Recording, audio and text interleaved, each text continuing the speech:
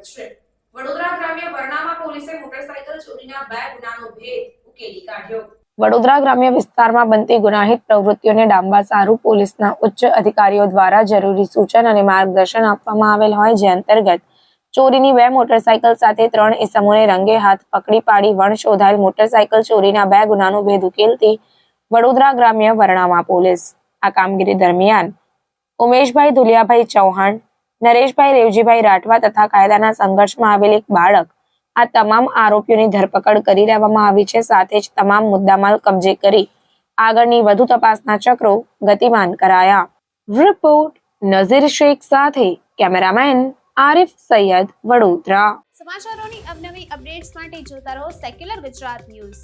સાથે secular Gujarat news ચેનલને like, share અને સબસ્ક્રાઇબ કરો અને બેલ આઇકોન દબાવીને સમાચારોની ઝડપી માહિતી મેળવો.